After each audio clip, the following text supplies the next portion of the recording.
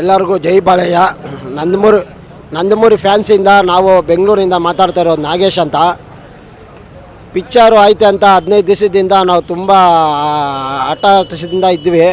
ನೋಡಿದ್ರೆ ಈಗ ದಿಢೀರಾಗೆ ಫಿಲಿಮ್ ಇಲ್ಲ ಅಂತ ಹೇಳಿದ್ದಾರೆ. ರಾತ್ರಿನೂ ಇಲ್ಲೇ ಫಿಲಿಮ್ ಆಯ್ತು ಅಂದ್ಬಿಟ್ಟು ಎಲ್ಲ ಫ್ಯಾನ್ಸ್ ಎಲ್ಲ ವೆಯ್ಟಿಂಗಲ್ಲಿದ್ವಿ. ಇವಾಗ ಬೆಳಗ್ಗೆ ಹಾಕ್ತೀನಿ ಅಂತ ಹೇಳ್ಬಿಟ್ಟು ಬೆಳಗ್ಗೆನೂ ಹಾಕಿಲ್ಲ. ನೋಡಿ, ಕಟೌಟ್ಗೆಲ್ಲ ಹೂವೆಲ್ಲ ಹಾಕ್ಸಿದ್ದೀವಿ, ಮತ್ತು ಥಿಯೇಟ್ರಿಗೆಲ್ಲ ಫುಲ್ ಶೃಂಗಾರ ಮಾಡಿದ್ದೀವಿ. ನಾವು ತಿರುಪತಿಗೆ ಹೋದರೆ ಹೆಂಗೆ ಗೋವಿಂದ ಅಂತೀವೋ ಹಂಗೆ ಫಿಲಿಮ್ ಇಂಡಸ್ಟ್ರಿಯಲ್ಲಿ ಯಾರೇ ಇದು ಮಾಡಿದ್ರೂ ಒಂದು ಪ್ರೋಗ್ರಾಮ್ ಮಾಡಿದ್ರು ಜೈ ಬಾಳಯ್ಯ ಅಂದೇ ಅಂತಾರೆ. ಅದರಿಂದ ನಮಗೆ ಸ್ವಲ್ಪ ಬೇಜಾರಾಗಿಬಿಟ್ಟೈತೆ ಫಿಲಿಮ್ ಇಲ್ಲ ಅಂತ.